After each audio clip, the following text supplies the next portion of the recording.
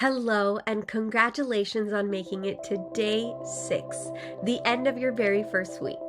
I hope you're feeling so proud of yourself for showing up yet another day and coming one step closer to mastering La Vie en Rose.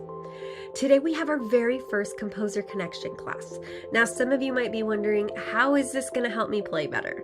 Well, have you ever gone into a museum and were drawn to a particular painting or sculpture?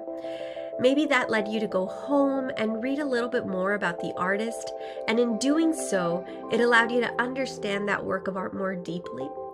That is what our Composer Connection class aims to do, to help you connect even more authentically to your art form, in this case music, and strengthen that connection in order to help it seep organically into your playing.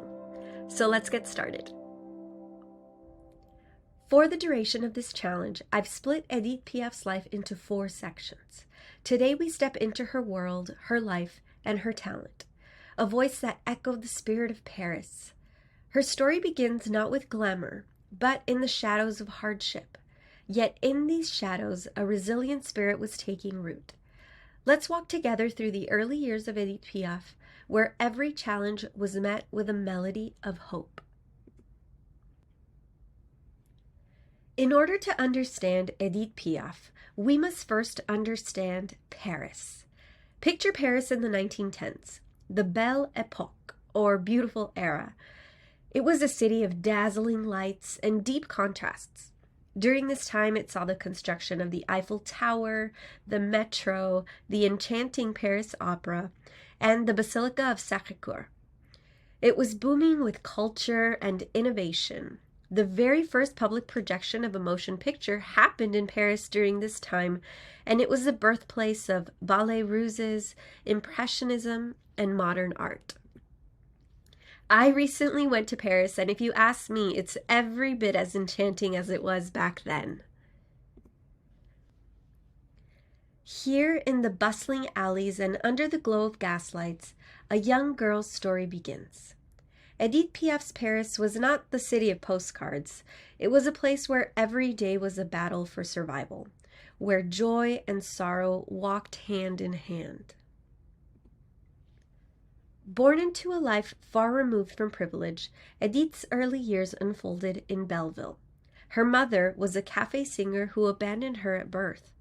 She was taken in by her grandmother, who basically raised Edith in a brothel.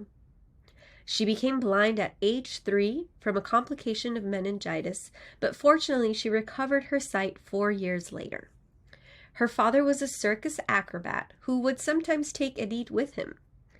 Yet within this fragile girl lay a fierce spirit, one that would soon find its voice. In the hardship of her world, Edith discovered a precious escape: music. It was on the cobblestone streets of Paris that she found her refuge. Her voice, though small, was filled with emotion that surpassed her years.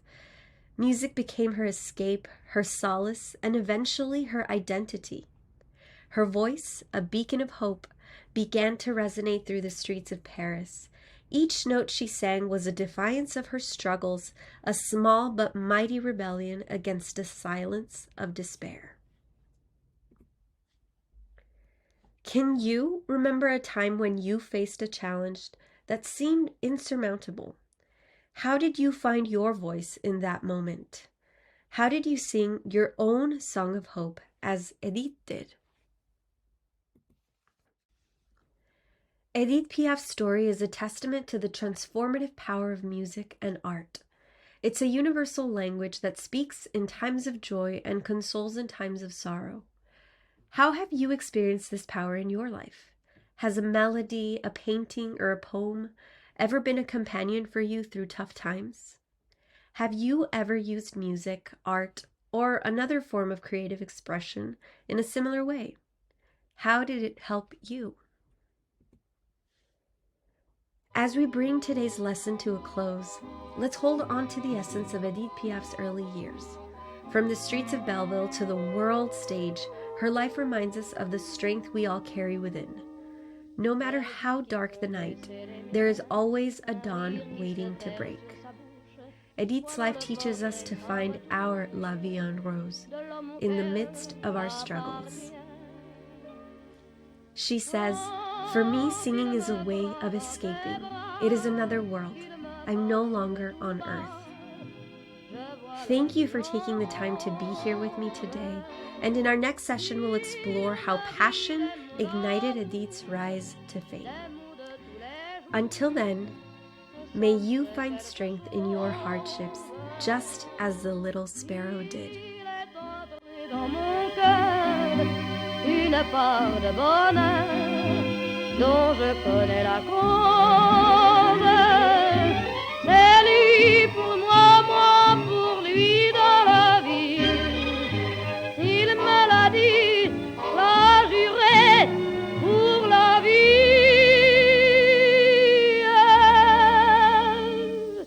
Et dès que je l'aperçois, alors je sens dans moi mon cœur qui bat.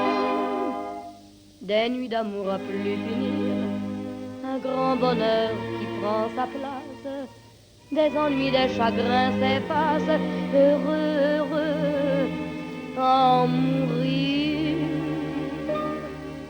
Quand il me prend dans ses bras, il me parle tout bas, je vois la vie en rose. Il me dit des mots d'amour, des mots de tous les jours, et ça me fait quelque chose. Il est entré dans mon cœur une part de bonheur dont je connais la cause. C'est toi pour moi, moi pour toi dans la vie. Tu me l'as dit, m'as juré pour la vie.